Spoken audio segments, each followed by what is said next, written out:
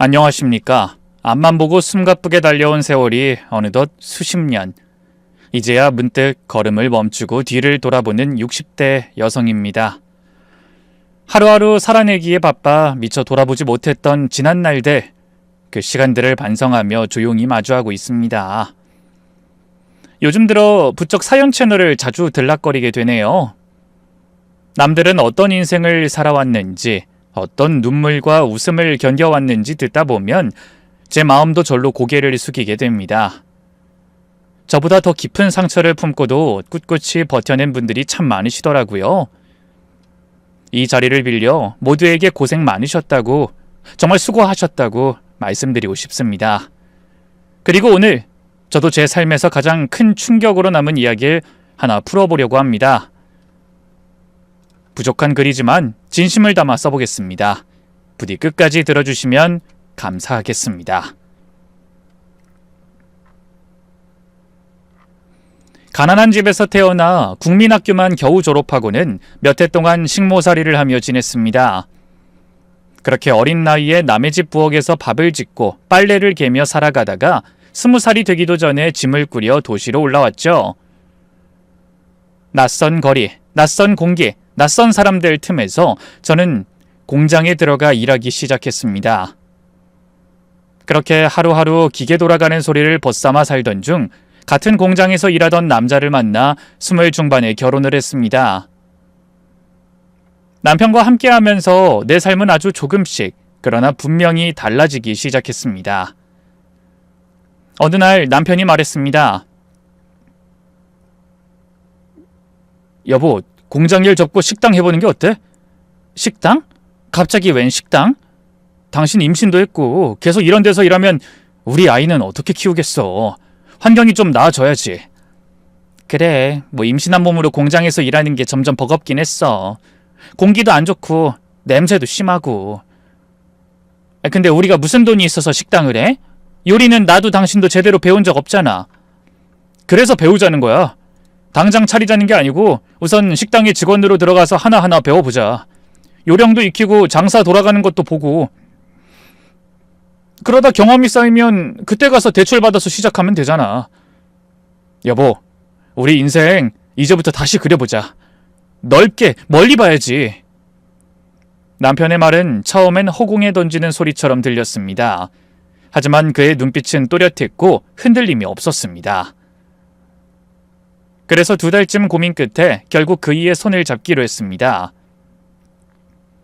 저희 부부는 공장을 나왔고 저는 동네 백반집에, 남편은 국밥집에 들어가 하루 12시간 넘게 허리를 굽히며 일했습니다. 배가 점점 불러오면서도 저는 출산 직전까지 일을 멈추지 않았습니다. 아이가 태어난 뒤엔 언니 부부에게 아이를 맡기고 다시 일을 나갔습니다. 물론 수고비는 드렸지만 그때부터 언니에게도, 무엇보다 어린 아들에게도 늘 미안한 마음을 안고 살았습니다. 이게 정말 잘 사는 건가? 내가 지금 뭘 위해 이렇게 사는 건가? 자문했던 날이 헤아릴 수 없이 많았습니다.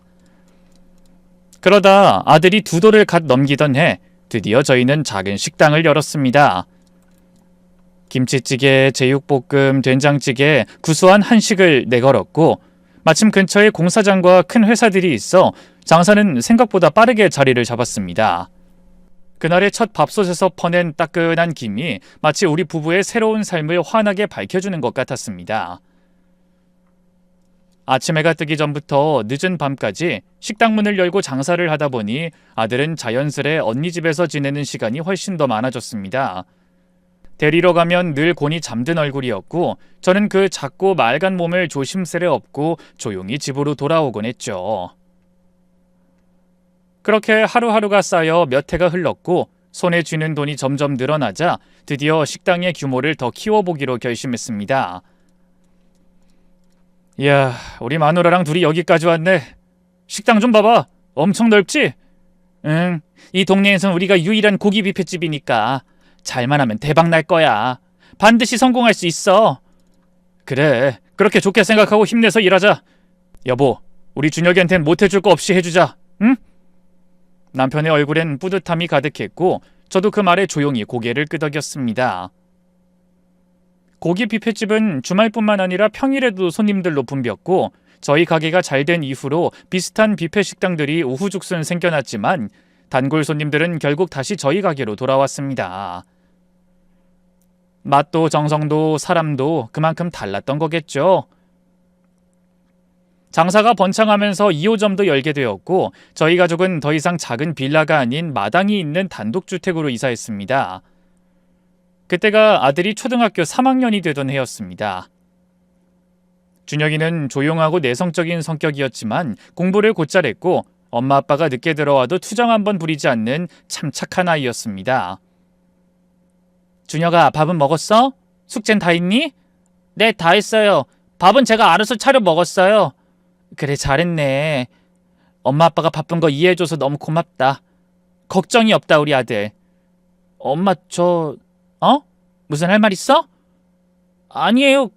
그냥 그만 들어가서 잘게요. 안녕히 주무세요. 아들은 무언가 하고 싶은 말이 있는 듯 망설이다가 이내 고개를 숙이고 방으로 들어갔습니다. 그 작은 뒷모습이 어쩐지 유난히 길게 가슴에 남았죠. 고기 뷔페가 대성공을 거두긴 했지만 그만큼 유행을 많이 타는 업종이었기에 오래 두고 볼 순 없겠다는 생각이 들었습니다. 저희 부부는 머리를 맞대고 미래를 고민했고 결국 장사의 방향을 바꾸기로 했습니다. 다행히 그동안 모아둔 돈도 있었고 고기 뷔페 가게를 높은 값에 넘길 수 있었기에 도시 한복판에 제법 큰 규모의 한식당을 차릴 수 있었습니다. 한우와 급이 좋은 생선을 직접 공수해 오며 실력 있는 요리사 몇 명을 스카우트했고 고급스러운 한정식을 중심으로 메뉴를 구성했습니다. 인테리어도 세심하게 손을 봐 상견례나 중요한 모임 자리에 어울리는 공간으로 꾸몄죠. 그 덕분인지 가게는 연일 문전성시였고 매출은 거침없이 상승했습니다. 얼마 지나지 않아 2호점까지 열게 되었고 남편과 저는 각각 가게 하나씩을 나눠 맡아 운영하게 됐습니다. 저희 부부는 매일 밤 가게 문을 닫고 집으로 돌아오면 매출 이야기를 하며 하루를 마무리하곤 했습니다. 준영 아빠, 오늘 2호점 매출 어땠어? 아우, 잘 나왔지. 이 추세면 3호점도 곧 낼 수 있겠어. 3호점은 좀 무리지 않을까? 또 누가 가게 맡아서 관리해? 곧 있으면 준혁이 성인 되잖아. 이제 좀 장사꾼으로 키워보는 건 어때? 우리 아들? 아직 애야, 준혁이는. 이런 고된 일 시키고 싶지 않아. 그리고 대학도 보내야지. 대학 졸업할 때쯤 3호점 차리자고. 우리가 아들을 위해 앞만 보고 달려왔으니 이제 잘 닦은 우리의 길을 물려줘야지. 할지 안 할지 모르겠지만 일단 말이라도 꺼내보자고. 저는 한숨을 내쉬며 고개를 저었습니다. 사실 나도 당신한테 이야기하려고 했는데 요즘 준혁이랑 대화하는 게 너무 힘들어. 피곤하다고 방에 틀어박히고 묻는 말에도 대답이 시큰둥해. 예전보다 훨씬 말이 없어졌어. 아들은 원래 조용한 편이었지만 갈수록 그 침묵이 깊어지고 있었습니다. 저에게만 그런 줄 알았는데 남편에게도 학교 선생님에게도 친구들에게도 마찬가지였죠. 결국 걱정이 되어 학교 상담실을 찾아갔고 선생님의 말에 마음이 무거워졌습니다. 준혁이는 공부는 잘해요. 근데 말이 너무 없어요. 뭔가 고민이 있는 것 같지만 속내를 좀처럼 드러내질 않아서 답답할 때가 많습니다. 그 말을 들으며 아들에 대해 깊이 생각해봤는데 그동안 저희 부부가 바쁘다는 핑계로 제대로 돌봐주지 못한 것 같아 대단히 미안했어요. 아들은 공부를 열심히 해 명문대에 입학했습니다. 학원이며 과외며 우리가 할 수 있는 건 다 해줬고 그 덕분인지 좋은 점수를 받아 이름 있는 대학에 들어갔죠. 군대는 천식 진단으로 공익근무 요원 판정을 받았고 복무를 마친 뒤 다시 학교로 돌아가 남은 학업을 마친 후엔 괜찮은 회사에 입사하게 되었죠. 언제부턴가 저는 또다시 아들의 미래를 걱정하며 이런 말을 꺼내기 시작했습니다. 준혁아, 엄마가 전에 말했던 거 생각해봤어? 우리 한식당 3호점 너랑 같이 해보면 어떨까? 아니에요. 제 성격엔 장사는 안 맞아요. 그냥 지금처럼 회사에서 일하면서 주어진 역할 잘 해내고 싶어요. 그래? 그럼 사업은 어때? 엄마 아빠가 뒤에서 밀어줄 수 있어. 시작만 하면 돼. 저 이제 사회 초년생이에요, 엄마. 아직 뭐가 맞는지도 모르는데 무슨 사업을 해요. 나중에 정말 필요하면 그때 말씀드릴게요. 아들은 단호하면서도 예의를 갖춘 말투로 확실히 선을 그었습니다.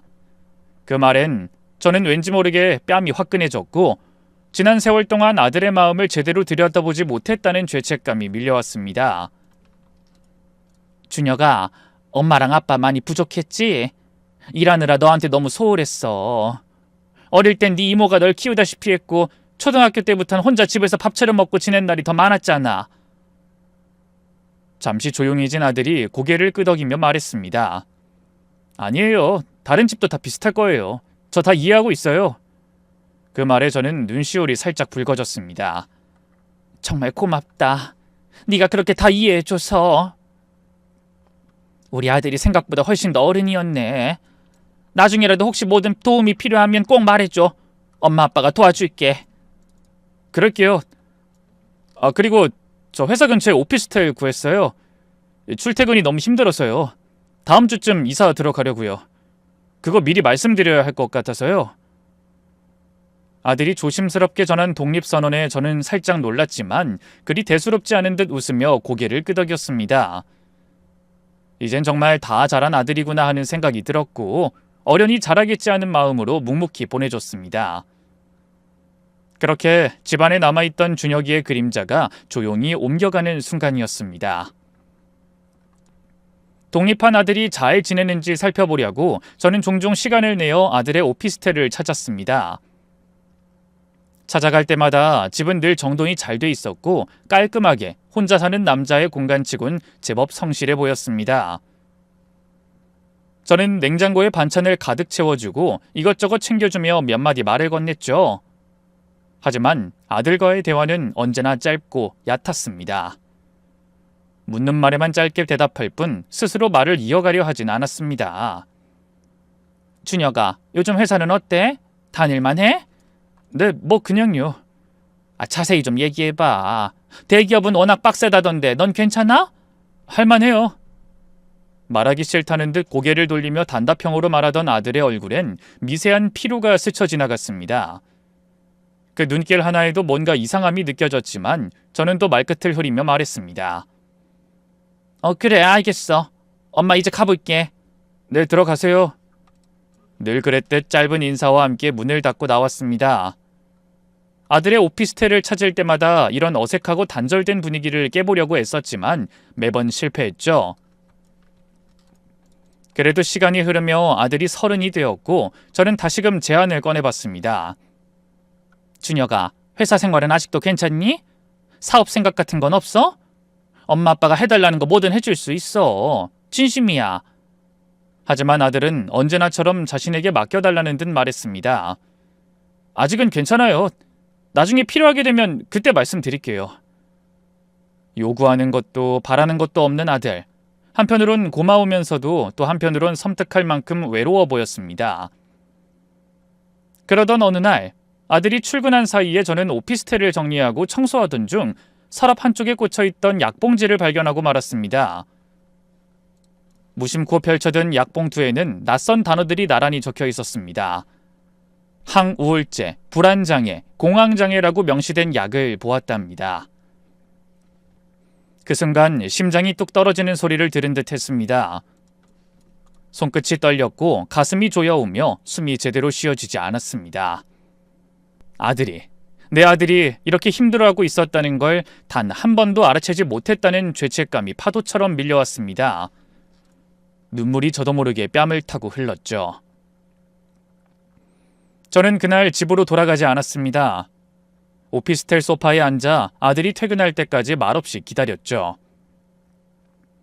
수많은 말들이 머릿속을 뒤엉키며 솟구쳤지만 막상 마주했을 때 무슨 말을 꺼내야 할지 입을 뗄 용기가 나지 않았습니다. 엄마, 무슨 일이에요? 제 집에 왜 오셨어요?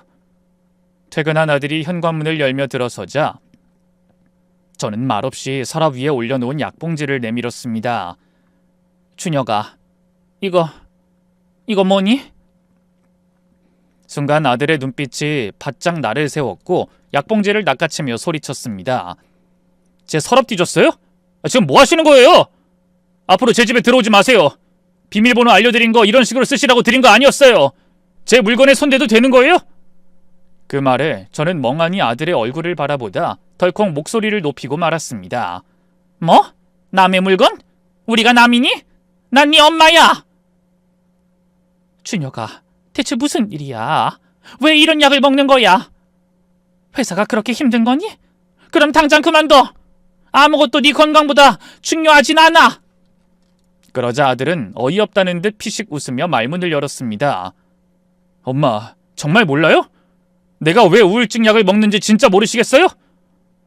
전 어릴 때부터 혼자였어요. 엄마 아빠는 늘 가게에 있었고 난 집에 혼자 남겨졌어요. 밥도 숙제도 병원도 다 혼자였어요. 그리고 그때의 외로움이 지금도 제 발목을 잡고 있는 거예요. 뭐라고? 그럼 우리 탓이라는 거야? 우울증이 생긴 게 우리 때문이라는 거니? 그게 대체 언제부터야? 왜 한마디도 안 했어? 맨날 새벽에 나가서 밤늦게야 들어오는데 무슨 말을 해요? 얘기해도 들을 시간이 없잖아요. 솔직히 말해서 엄마 아빠는 날 키우면서 돈만 주면 되는 줄 아셨잖아요. 사랑 같은 건 애초에 없었고요. 아들의 목소린 격양돼 있었고 저는 그 말 하나하나에 숨이 멎을 듯 했습니다. 준혁아, 엄마는 널 단 한순간도 사랑하지 않은 적이 없어. 바빠서 네 곁에 머물지 못한 건 맞아. 하지만 내 마음속엔 늘 네가 제일 먼저였어. 그런 말 이제 그만해요. 눈 하나 깜짝 안 하고 그렇게 거짓말하시네. 엄마, 나 어릴 때 아프면 혼자 병원 갔어요. 언제나 나 혼자였다고요. 난 그냥 누가 나한테 관심 좀 가져줬으면 좋겠다는 생각을 정말 많이 했어요. 그 말에 저는 그 자리에서 무릎을 꿇었습니다. 눈물이 왈칵 쏟아졌죠. 준혁아, 미안하다. 정말 미안해. 엄마 아빠는 너한테 가난을 물려주고 싶지 않아서 앞만 보고 살았어. 힘들게 컸던 우리가 너만큼은 다르게 살게 해주고 싶었어. 근데 그렇게 살다 보니 가장 중요한 걸 잃었네. 네 마음을 몰랐어. 진심으로 미안하다. 아들은 고개를 돌린 채 냉정하게 말을 맺었습니다. 이제 와서 따지면 뭐예요? 나 대기업 다니고 있잖아요. 약 먹으면서 치료받고 있어요. 정신과 약 먹는다고 인생 끝나는 것도 아니고 그냥 이게 제 방식이에요. 제발 어설프게 엄마 노릇한다고 저 귀찮게 하지 마세요. 아들, 아주 미안하다. 정말 너무 미안해. 저는 그 말 외에는 더 할 말이 없었습니다. 죄인의 심정으로 아들의 차가운 말들을 고스란히 받아들이며 눈물만 흘리다 집으로 돌아왔죠. 그날 밤 남편에게 사실대로 털어놨습니다. 준혁이가 정신과 약을 먹고 있었어. 공황장애, 불안장애. 그동안 우리가 너무 무심했나 봐. 말을 잇지 못하는 제 앞에서 남편도 말없이 눈물을 훔쳤습니다. 준혁 엄마, 우리가 너무 돈만 쫓았어.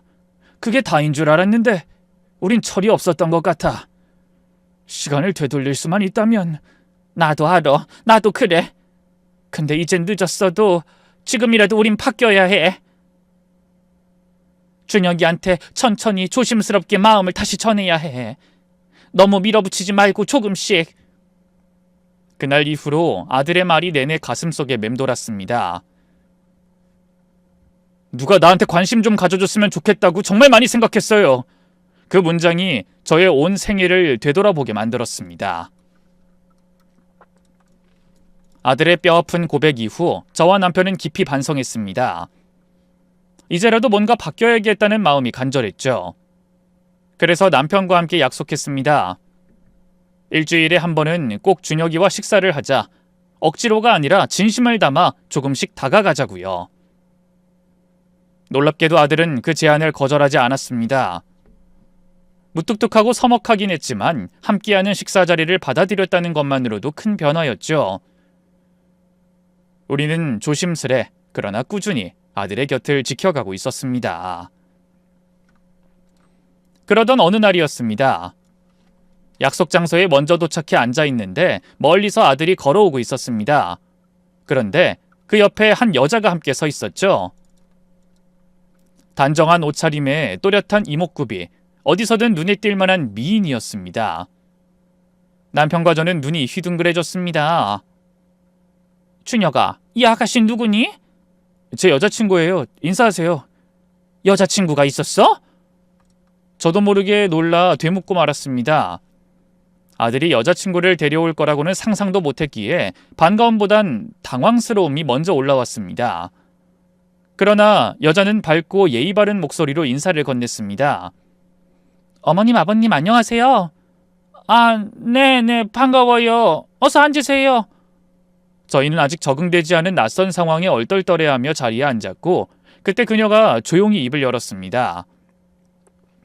준혁 씨가 부모님을 4년 만에 처음 뵙는 거라면서요? 저희 결혼하기로 한 건 들으셨죠? 뭐라고요? 결혼? 저는 남편을 바라봤고 남편도 저를 보며 말문을 닫았습니다.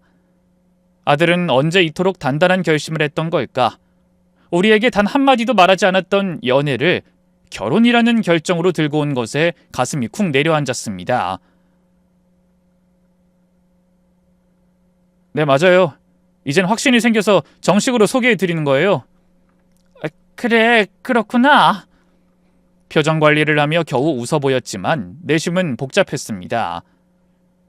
반가운 감정보다는 낯섦과 당혹이 컸습니다. 그래서 자연스레 질문을 던졌죠. 지금 하는 일은 어떤 건지, 부모님은 어떤 분들이신지도 궁금하네요. 저는 헤어 디자이너예요. 근데 지금은 쉬고 있어요. 오빠가 결혼하면 일을 관두라고 해서요. 그리고 부모님은 두 분 다 돌아가셨어요. 오래전에요. 아이고, 그랬구나. 혼자서 고생이 많았겠어요. 오빠가 저한테 정말 큰 위로가 되어줬어요. 그래서 잘 버틸 수 있었어요. 아들 여자친구는 담담하게 말했지만 그 말 한마디에 애틋함이 묻어났습니다. 그러나 이어진 그녀의 말은 우리를 또 한 번 벙찐 표정으로 만들었죠. 그런데 어머님, 아버님, 저희 결혼 허락해 주시는 거죠? 남편과 저는 눈으로 서로를 살피며 순간 머뭇거렸습니다. 우리가 무슨 말을 해야 할지 고민하고 있을 때 아들이 단호하게 말을 잘랐습니다. 내가 하고 싶은 거니까 하는 거예요. 허락 같은 거 필요 없어요. 엄마, 아버지, 안 그래요? 그 말에 저는 얼결에 고개를 끄덕이며 입을 열었습니다. 그래, 맞아. 우리 아들이 좋다는데 우리가 뭘 할 수 있겠니? 축하한다, 아들아. 저는 억지로 웃으며 그 말을 내뱉었지만 속마음은 무겁기만 했습니다. 너무 갑작스럽게 다가온 결혼 소식. 그리고 어쩐지 아들에게 한참 모자란 여자라는 느낌이었죠. 하지만 저는 그 어떤 판단도 그 어떤 반대도 할 자격이 없다는 걸 알고 있었습니다. 아들의 상처를 모른 척했던 지난 세월 앞에서 저는 그저 고개를 숙일 수밖에 없었습니다. 예비 며느리는 첫 인사 이후 저희 집에 자주 찾아오기 시작했습니다. 솔직히 말해 제 아들에게는 좀 아까운 상대라고 생각했지만 그녀의 살갑고 다정한 성격은 그런 생각을 부끄럽게 만들 정도였습니다. 오히려 그녀는 저희 부부와 아들 사이의 어색한 거리감을 허물어주는 다리처럼 느껴졌습니다. 어머님, 저희 왔어요. 오빠가 본가인 잘 안 온다면서요? 앞으로는 제가 억지로라도 끌고 올게요. 부모님이 살아계신 것만으로도 얼마나 큰 복인지 모르는 것 같으니 제가 아주 단단히 교육시켜 놓을게요. 그 말에 저는 웃음을 참지 못하고 말했습니다. 아유, 그렇게까지 할 것까진 없는데. 아무튼 우리 아들이 결혼할 여자랑 같이 오니까 참 좋구나. 예비 며느린 미소를 지으며 제 옆에 다가와 앉았습니다. 어머님, 혹시 취미 있으세요? 이제 곧 며느리가 될 사람인데 자주 함께하고 싶어요. 물론 불편하시면 언제든 말씀해 주시고요. 저는 그 말에 마음이 따뜻해져서 저도 모르게 속내를 털어놨습니다. 아이, 불편하긴 왜 불편하니? 나야 좋지. 젊고 예쁜 며느리가 놀아준다는데 두 발 벗고 나서야지. 그렇고 말고. 그럼 내일 우리 여자끼리 사우나 갈래요? 피부샵도 가고 쇼핑도 하고요. 예비 며느리의 눈빛은 또래 친구에게 건네는 듯한 친근함으로 가득 차 있었고 저 역시 그 마음을 고맙게 받아들였습니다. 그러자. 못할 거 없지. 우리 며느리가 하자면 해야지. 해달라는 거 다 해줄 거야. 그 순간 아들의 입가에 희미하게 웃음이 번지는 게 보였습니다. 그 웃음 하나에 가슴이 벅차오르더군요. 예비 며느리를 통해서라면 어쩌면 아들과 정말로 가까워질 수 있을지도 모르겠다는 희망이 피어났습니다. 단절된 시간 속에 놓여있던 아들의 마음을 그녀가 조심스럽게 꿰매고 있는 듯 했죠. 그리고 그 마음의 틈이 조금씩 작게나마 열리는 것 같았습니다. 예비 며느리와 보내는 시간이 부쩍 많아졌습니다. 결혼식을 앞두고 남은 몇 달 동안 마음을 터놓고 지낼 수 있길 바라는 마음에서 자주 만나 식사도 하고 쇼핑도 하며 즐거운 시간을 나눴죠. 처음엔 그녀와 함께 보내는 시간이 신선하고 재밌었습니다. 마치 딸과 데이트하는 기분이었달까요? 하지만 그 즐거움은 그리 오래가지 않았습니다. 어느 순간부터 그녀의 말투와 눈빛 사이에 스멀스멀 스며드는 욕심의 냄새가 느껴지기 시작했거든요. 어머님, 저요. 결혼식 때 착용할 목걸이랑 귀걸이 여기 명품 매장에서 해주세요. 다이아몬드 박힌 걸로요. 그리고 드레스는 대여는 싫어요. 아예 사서 집에 전시해두고 싶거든요. 드레스는 인생에 단 한 번뿐이잖아요. 그리고 신혼집은 성북동 쪽 단독주택이었으면 좋겠어요. 저는 아파트는 너무 시끄럽고 복잡해서요. 그리고 혼수는요. 제가 좀 여유가 없어서요. 그건 어머님이 도와주실 수 있죠? 처음엔 그저 철없는 어린아이 같다고 생각했습니다. 결혼을 앞둔 예비 신부라면 설렘과 기대가 넘쳐 흘러도 이해할 수 있다 생각했죠. 하지만 시간이 갈수록 그녀의 요청은 당연한 듯 반복됐고 돈은 한 푼도 쓰지 않으면서 원하는 것만은 늘 손에 쥐려 했습니다. 값비싼 가방, 보석, 혼수, 신혼집까지 그녀가 무심한 얼굴로 말하는 요구 하나하나는 점점 저를 짓눌렀고 저는 어느 순간부터 자신도 모르게 호구가 된 건 아닐까 하는 생각에 시달렸습니다. 하지만 그 어떤 말도 쉽사리 꺼낼 수 없었죠. 제 아들이 예비 며느리와 함께할 때 처음으로 환하게 웃는 얼굴을 보여줬기 때문입니다. 그 웃음 하나에 모진 말이 입안에서 굳어버렸습니다. 결혼식을 2달 앞둔 어느 날이었습니다. 어머님, 오늘 저랑 백화점 가요. 예쁜 신상 들어왔대요. 그 말이 떨어지는 순간 저도 모르게 속에서 한숨이 튀어나올 뻔했습니다. 이번엔 또 뭘 사달라고 할까? 가방일까, 구두일까, 보석일까? 속으로 한숨을 숨겼죠. 그럼에도 저는 무거운 마음을 감추고 고개를 끄덕였습니다. 억지로라도 웃으며 백화점으로 향했습니다. 어머님, 어디 매장 갈 건데요? 저 오늘 진짜 기대돼요. 저기야. 내가 자주 가는 단골집이 있어. 신상도 예쁘게 많이 들어왔더라. 어머, 저기요? 명품이긴 한데 저긴 좀 질리더라고요. 저는 다른 데가 더 좋은데. 말투는 공손했지만 그 속에 깔린 투정 같지 않은 투정이 꽤나 날카롭게 와닿았습니다. 매장 안으로 들어서자 낯익은 점원이 반가운 얼굴로 다가왔습니다. 사모님, 한 달 만이시네요. 그동안 잘 지내셨어요? 어머, 미진씨 오랜만이야. 어쩜 더 예뻐졌어? 나이를 거꾸로 먹는 것 같아. 사모님이야말로요. 오늘 더 화사하신데요? 역시 단골님은 다르세요. 서로 웃으며 안부를 주고받는 사이 저는 예비 며느리를 가리키며 조심스레 소개했습니다. 여긴 내 며느리 될 사람이야. 곧 결혼식 올리거든. 인사해봐. 점원이 다정하게 고개를 숙였고 네. 안녕하세요, 며느님. 예비 며느리는 그 인사를 마치 들리지 않는다는 듯 허공을 스치듯 시선을 피하며 무표정한 얼굴로 건성 인사를 받았습니다. 순간 묘한 정적이 흘렀고 저는 민망함을 애써 넘기며 매장 안을 둘러봤죠. 아이고, 이 옷 이쁘다. 아가, 너도 하나 골라봐. 색깔이 얼굴에 잘 받을 것 같아. 전 괜찮아요. 다른 매장에서 살게요. 여긴 제 스타일이 아니에요. 그럼 뭐하러 따라왔니? 라는 말이 목구멍까지 올라왔지만 저는 그저 씁쓸한 미소만 지었습니다. 제가 고른 옷이 마음에 들어 피팅을 해보려다 귀찮기도 하고 사이즈도 맞을 것 같아서 그냥 결제를 하려고 했습니다. 미진씨, 이거 계산해줘. 안 입어봐도 괜찮아. 그 순간 점원이 화들짝 놀라며 말하더군요. 어머, 사모님 죄송해요. 제 단추가 사모님 옷에 걸려서 어머, 옷이 뜯어졌어요. 어떡하죠? 깜짝 놀란 미진 씨가 제 옷자락을 가리켰습니다. 고개를 내려보니 옷이 살짝 찢어져 있었습니다. 눈에 띄지 않았지만 그냥 두고 나갈 순 없는 정도였죠. 아이, 괜찮아. 실수할 수도 있지.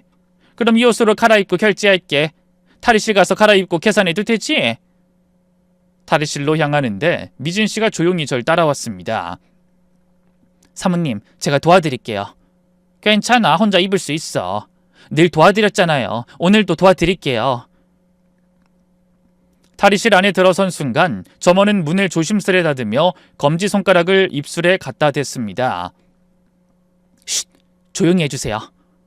가슴이 콱 막히는 느낌에 저는 속삭이듯 물었습니다. 아니, 미진 씨, 왜 그래? 그녀는 낮은 목소리로 그러나 단호하게 말했죠. 사모님, 지금 같이 오신 분 예비 며느리라고 하셨죠? 응, 그런데 왜? 제가 일부러 옷 찢은 거예요. 뭐라고? 일부러? 점원은 고개를 조심스레 끄덕이며 말을 이었습니다. 저 여자 제가 정말 아주 잘 아는 사람이에요. 우리 매장의 단골이었거든요. 단순한 손님 아니에요. 그 이상이죠. 조심하셔야 할 뿐입니다. 진심으로요. 도대체 어떻게 하는 사람이길래 그렇게까지 말해? 제 눈빛이 날카로워지자 점원은 주변을 한번 둘러보더니 목소리를 낮추면서도 재빠르게 말했습니다. 저 여자 술집에서 일해요. 정확히 말하면 고급 룸사롱 쪽이에요. 늙은 남자 하나씩 붙잡고 들어와서 명품 사간 게 한두 번이 아니었어요. 이름도 다르게 쓰던데 전 그 얼굴을 절대 잊을 수가 없어요. 뭐야? 미진 씨 지금 무슨 말하는 거야? 내 며느리는 헤어 디자이너야. 정식 자격증도 있고 미용실 다닌다고. 사람 잘못 본 거 아니야? 저는 목소리를 좀 높이며 반박했지만 미진 씨는 물러서지 않았습니다. 사모님, 제가 그런 거짓말을 왜 굳이 하겠어요? 사모님께 제가 얼마나 감사하게 생각하는지 아시잖아요. 제 매출의 절반은 사모님 덕분이에요. 그런 사모님 앞에서 제가 감히 거짓말로 기분 상하게 하고 싶겠어요? 저는요, 그냥 걱정돼서 말씀드리는 거예요. 그 여잔 정말 술집 여자예요. 알겠어. 미진 씨 말은 알겠으니까 일단은 내가 알아볼게. 지금은 아무 말도 하지 말고 탈의실에서 나올 때 표정 관리 잘해. 괜히 티내지 말고. 네, 사모님. 꼭 그렇게 해주세요. 나중에 아시게 될 거예요. 제가 왜 이런 말을 했는지. 저는 마음속이 뒤엉킨 채로 탈의실을 나섰고 억지 미소를 지으며 예비 며느리 앞으로 다가갔습니다. 어머님, 방금 그 점원요. 왜 옷 고르는데도 따라오고 탈의실까지 들어오더라고요? 혹시 이상한 얘기라도 한 거 아니죠? 예비 며느리의 말에 제 심장은 덜컥 내려앉았지만 저는 미소를 지은 채 아무 일 없는 듯 대꾸했습니다. 이상한 말? 아니야. 그 점원 아주 친절하더라. 옷 입는 거 도와주러 들어온 거야. 원래 그런 서비스도 있지 않니? 괜히 신경 쓰지 마. 자, 우리 쇼핑 계속하자. 아니요. 왠지 기분이 이상해서요. 마음이 좀 바뀌었어요. 쇼핑 말고 산책이나 할래요. 그래, 뭐 새해 길이 마음이 그렇다면 산책도 좋지. 그럼 그러자. 저는 맥박이 귀를 때릴 정도로 요동치는 걸 억누르며 아무 일도 없었던 척 그녀와 함께 시간을 보냈고 집으로 돌아오자마자 남편에게 전부 털어놨습니다. 남편은 말없이 듣고만 있다가 결국 지인 중에 있는 탐정에게 정식으로 조사를 의뢰했습니다. 그리고 이틀 뒤 탐정에게서 충격적인 진실을 들었습니다. 예비 며느리는 점원의 말대로 술집에서 일했던 사람이었고 헤어 디자이너라는 말은 새빨간 거짓말이었습니다. 미용실은커녕 자격증조차 없었고 밤마다 지하에서 술을 따르며 살아왔답니다. 남편과 저는 할 말을 잃었습니다. 마치 차가운 물에 머리를 들이민 듯 현실감이 사라졌고 동시에 분노와 허탈감이 뒤섞인 복잡한 감정이 치밀어 올랐죠. 그런데 가장 큰 문제는 아들이었습니다. 예비 며느리를 사랑하고 있었고 만약 이 사실을 알게 된다면 아들이 받을 상처가 너무 컸기 때문이었죠. 하지만 이대로 결혼식을 치를 순 없었습니다. 저희는 고민 끝에 아들을 따로 불러 앉혔고 조심스럽게 하나하나 진실을 이야기해줬습니다. 준혁아, 할 말 있어서 불렀다. 네 결혼 상대 말이다. 그 아가씨 술집 여자였다. 헤어 디자이너라는 말은 전부 거짓말이었어. 우리 부부가 증거를 전부 확보했다. 그러자 아들은 잠시 시선을 피하더니 뜻밖에도 담담한 목소리로 말했습니다. 알고 있어요. 그 한마디에 속이 울렁거렸습니다. 심장이 쿵 내려앉고 손끝이 떨리기 시작했습니다. 마치 온몸이 사시나무처럼 흔들렸죠. 뭐라고? 알고 있었다고? 준혁아, 네가 다 알고도 그 여자와 만났다는 말이냐? 아들은 천천히 고개를 들었습니다. 눈빛에는 단호함이 담겨 있었습니다. 그 사람 술집에서 일한 건 맞습니다. 하지만 술만 따랐을 뿐이에요. 그리고 저에게 정말 잘해줍니다. 누구보다 제 이야기에 귀 기울여 들어주고 진심으로 절 좋아해준다고요. 전 그 사람과 함께 있을 때 행복합니다. 과거는 저에게 아무런 문제가 되지 않아요. 남편이 얼굴을 붉히며 소리쳤습니다. 이 바보 같은 녀석아! 그 여자는 너를 사랑해서 만나는 게 아니야! 우리 집안이 부자니까 팔자 한번 고쳐보겠다고 덤벼드는 거다! 널 사랑한단 말도 전부 거짓말일 가능성이 커! 아닙니다. 제 애인은 그럴 사람 아니에요. 순수하게 날 사랑하는 거라고요. 아들이 크게 목소리를 높였습니다. 제 여자친구는 제가 가장 잘 알아요. 순수한 사람입니다. 착하고 따뜻한 사람이에요. 다만 처한 상황이 그랬던 것뿐입니다. 살아남기 위해 어쩔 수 없이 선택한 길이었던 거예요. 누구에게나 사정은 있는 법이라고요. 그 모습은 더 이상 설득이 통하지 않는 상태였습니다. 예비 며느리에게 완전히 빠져버린 듯했습니다. 아니면 가스라이팅이겠죠? 저희를 향한 신뢰는 바닥에 떨어진 지 오래였고 예비 며느리를 향한 맹심만이 남아있었습니다. 엄마, 아버지, 제 일에 간섭하지 말아주세요. 제 인생입니다. 그리고 전 그 사람과 결혼할 겁니다. 누가 뭐래도 말입니다. 그 말만 남긴 채 아들은 자리를 박차고 나갔습니다. 문이 닫히는 소리 뒤로 거실은 무거운 정적에 잠겼습니다. 눈앞이 캄캄했습니다. 가슴이 조여들고 심장이 바닥에 내동댕이 쳐진 듯한 기분이었죠. 이대로 결혼을 허락할 수는 없었습니다. 그래서 남편과 머리를 맞대고 오랜 시간 이야기를 나눴습니다. 아들의 정신을 어떻게든 붙잡아야 했죠. 그 여자가 누군지, 어떤 의도로 다가온 것인지 똑똑히 보여줄 필요가 있었습니다. 결국 저희는 마지막 결정을 내렸습니다. 며칠 뒤 예비 며느리를 우리 집으로 부르기로 했습니다. 이번엔 물러서지 않고 진실의 얼굴을 마주하기로 마음먹었죠. 이튿날 예비 며느리를 불러 소파에 마주 앉았습니다. 저는 21번 고른 뒤 예비 며느리의 눈을 똑바로 바라보며 솔직하게 입을 열었어요. 네가 술집에서 일했던 여자라는 거 다 알아. 나한테 숨기지 마. 내 아들하고는 여기서 끝내줬으면 좋겠다. 어머님, 그걸 어떻게... 다 알고 계셨다고요? 그리고 저보고 헤어지라고요? 어머님, 그건 좀 곤란하겠네요. 세상 어느 부모가 술집 여자한테 자기 아들을 내주겠니? 우리 아들은 순진하고 착해. 너같이 속셈 있는 여자는 절대 안 돼. 이 결혼 난 죽어도 못 봐. 그러니까 지금이라도 조용히 물러서. 이게 네가 할 수 있는 마지막 예의야. 그러자 예비 며느리는 입꼬리를 올리며 비웃듯 웃더니 이제껏 감추고 있던 본 모습을 천천히 드러냈습니다. 진짜 웃기시네. 이 노친네들아, 사람 불러놓고 무슨 드라마 찍어요?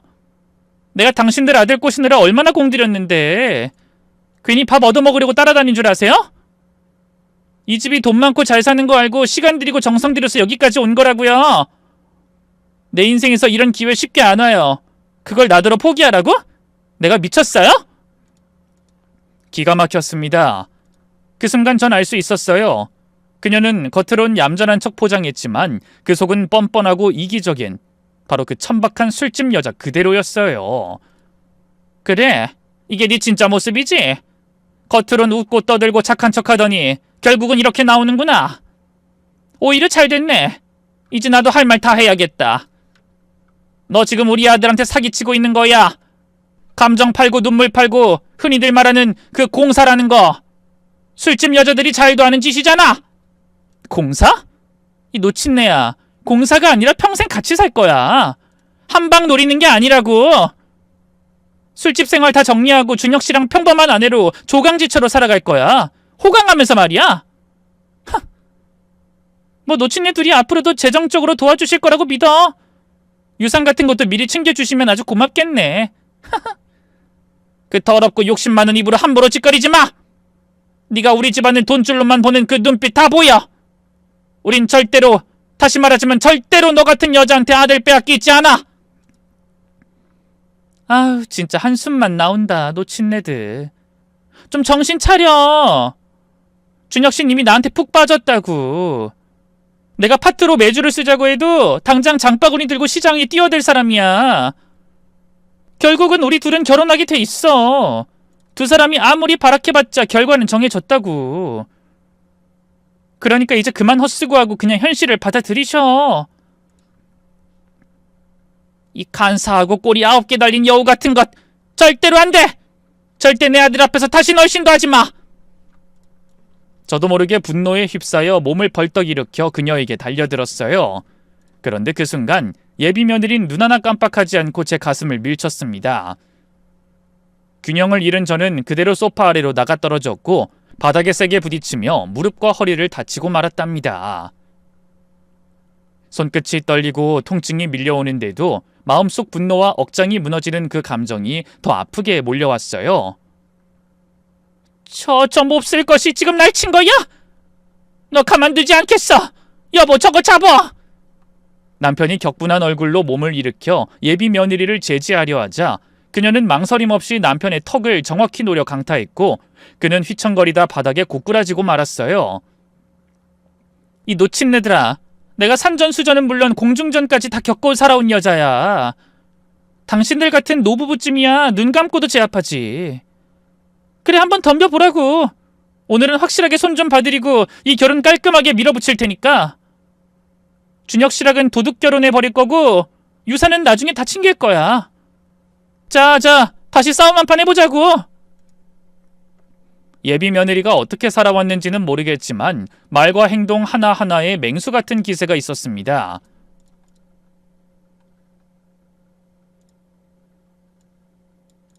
분명 싸움질에 익숙한 몸짓이었어요. 저와 남편은 전혀 손쓸 틈도 없이 맥없이 맞아떨어져 바닥에 널브러졌습니다. 그런데 그 순간 방문이 덜컥 열리며 어두운 그림자가 방안을 가로질렀고 예비 며느리의 어깨 위에 드리워졌습니다. 바로 제 아들이었습니다. 넌 정말 무서운 여자였구나. 지금 내 부모님 때린 거야? 준혁씨? 왜 여기 있어? 지금쯤 회사에 있어야 할 시간 아닌가? 엄마가 마지막으로 나한테 부탁하셨어. 네 정체를 끝까지 지켜보라고. 네가 어떤 인간인지 내 두 눈으로 확인하라고 하셨어. 그래서 방 안에 조용히 숨어서 너의 대화를, 행동을 다 지켜봤어. 근데 와, 이건 정말 가관이다. 너 진심으로 날 사랑한 게 아니었어? 날 평생 이용할 생각으로 다가온 거였냐고? 돈이 목적이었어? 아니야, 준혁씨. 이거 다 어머님이 짜놓은 각본이야. 날 일부러 자극해서 화나게 하고 이렇게 싸움까지 유도한 거라고. 이건 함정이야. 우리 둘을 갈라놓으려는 계략이라고. 닥쳐! 내 눈으로 본 그대로야. 네가 무슨 짓을 했는지 다 봤다고. 넌 나를 철저하게 이용한 악녀야. 준혁씨, 제발 그러지 마. 자기야, 나 자기 사랑하잖아. 나도 그렇고. 오늘 일은 진짜 내가 잘못했어. 미안해. 우리 바람이라도 쐬러 나가자. 호텔 가서 얘기도 하고 기분 풀면 되잖아. 우리 다시 예전처럼 돌아가자. 그 더러운 입 닫으라고 했잖아. 분노가 머리끝까지 치민 아들은 손을 번쩍 들었고 주저없이 예비 며느리의 뺨을 세게 후려쳤습니다. 그녀는 그대로 비틀거리며 뒤로 넘어졌습니다. 아! 준혁씨, 이러면 안 되지. 당신이 나한테 어떻게 이럴 수 있어? 너랑은 끝이야. 지금 이 순간부터 넌 내 여자 아니야. 나는 멍청하게 술집 여자한테 속았던 거라고. 내 인생에서 넌 지워질 존재야. 아, 진짜 세상에 이런 재수가 없는 날도 있네. 간신히 호구 하나 건졌다고 신났는데 하늘이 도와주질 않네. 야, 너 이 호구 새끼야. 내가 널 찜했으면 끝까지 내 걸로 만들어야지. 네가 감히 도망쳐? 넌 내 거야. 알겠어? 예비 며느린 땅을 박차고 일어나 아들의 멱살을 움켜쥐더니 주먹을 휘둘렀습니다. 그 장면을 본 저는 온몸이 욱신거리는 통증을 무릅쓰고 다시 정신을 다잡았어요. 내 아들한테 손대지 마! 놓친 내가 그냥 쓰러져 있지 또 얻어맞으려고 기어 올라와? 그래 잘됐다. 오늘 다 파토 났으니 이 집구석 인간들을 몽땅 조져줄 테다. 하나도 안 남기고 말이야. 덤벼봐 놓친내. 순간 제 머릿속이 번쩍였습니다. 힘으로 안 된다는 걸 절실히 깨달았고 곁눈질로 식탁을 살폈더니 그 위에 놓여있던 밀가루 봉지가 눈에 들어왔어요. 저는 잽싸게 밀가루를 집어들고 예비 며느리의 얼굴에 힘껏 뿌렸습니다. 그 기집애가 하며 기침을 연신했고 눈을 비비며 앞을 제대로 보지 못하더군요. 그 틈을 타 다리를 걸어 넘어뜨렸고 그녀의 몸 위에 올라타 두 손으로 따귀를 연신 날렸습니다. 이 악녀야! 너 같은 게 감히 내 아들을 속여? 이 뻔뻔한 사기꾼! 넌 사람이 아니라 사악한 악마야! 분노가 가라앉지 않아 수십 대를 퍼부었고 예비 며느리는 정신을 잃은 채 떡처럼 널브러졌습니다. 그때 아들이 그녀의 머리채를 움켜쥐고 현관까지 질질 끌고 나가 바닥에 내팽개치듯 쫓아버렸습니다. 예비 며느리는 문을 두드리며 욕설을 퍼부었지만 우리는 경찰을 불렀고 모든 상황을 자세히 설명하자 곧장 그녀를 체포해 데려갔습니다. 그날 저희는 아들을 그 지옥 같은 여자에게서 구해냈습니다. 아들아, 준혁아, 정말 미안하다. 엄마가 너한테 너무 많은 상처를 주고 외롭게 했어. 진심으로 사과할게. 나도 사과한다, 아들. 아비란 놈이 돼서 말이야. 네 옆에 있어주지 못하고 그저 돈만 벌겠다고 세상만 쫓으며 살았지. 네가 그렇게 외롭고 힘들었는데도 몰랐어. 공황장애도 우울증도 다 내 탓이다. 정말 미안하다. 그 말에 아들은 어깨를 들썩이며 눈물을 흘렸어요. 엄마, 아버지, 사실 저 두 분을 많이 원망했어요. 하지만 지금 생각하니 저만 생각했던 것 같아요. 두 분이 절 위해 얼마나 많이 일하시고 희생하셨는지 몰랐어요. 저는 그저 외롭다는 이유로 부모님을 탓하고 회피했어요. 정말 죄송해요. 사과는 제가 해야 해요. 그날 저희는 세 식구가 처음으로 서로의 잘못을 진심으로 꺼내놓고 서로를 끌어안은 채 한참을 울었습니다.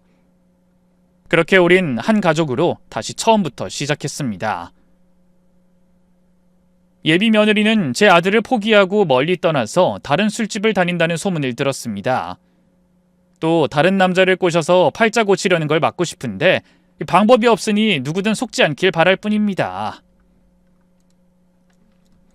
아들은 자신을 진심으로 걱정하고 사랑해준 저희 부부에게 마음속 깊이 쌓아뒀던 감정을 천천히 풀기 시작했습니다.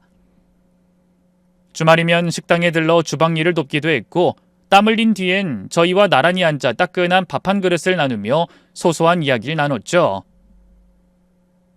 때로는 저희 집에서 하룻밤 묵어가기도 했는데 마치 어린 시절로 돌아간 것처럼 편안하고 행복해 보이던 아들의 얼굴을 보는 것만으로도 저희 부부는 말할 수 없이 기쁘고 가슴 벅찼답니다.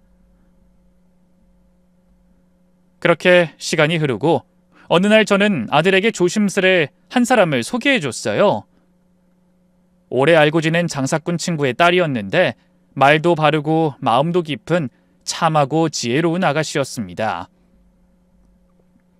둘이 소개팅을 하고 나서 얼마 지나지 않아 서로에게 진심을 느꼈는지 금세 가까워졌고 몇 달 만에 연인으로 발전하더니 2년 뒤엔 결혼 날짜를 잡게 되었답니다. 준혁아, 너 신혼집은 어디로 할 생각이니? 그냥 여기 집에서 가까운 동네로요. 엄마 아버지랑 가깝게 살면 좋을 것 같아요. 정말? 아유, 우리 아들이 그런 말을 해주다니 엄마 감동이네. 그럼 엄마가 근처 괜찮은 곳 알아볼게. 감사해요, 엄마. 앞으로 진짜 잘할게요. 더는 실망시키지 않도록. 우리가 더 잘해야지. 우리 준혁이 사랑하고 아끼고 항상 응원할게. 행복하게 살아라.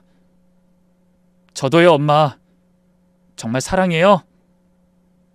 이렇게 저희 가족은 마침내 진정한 해피엔딩을 맞이하게 되었답니다.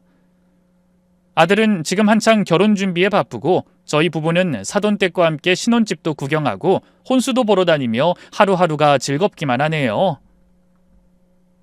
함께 웃고 함께 고르고 함께 미래를 이야기하는 그 모든 순간들이 축복처럼 느껴졌습니다.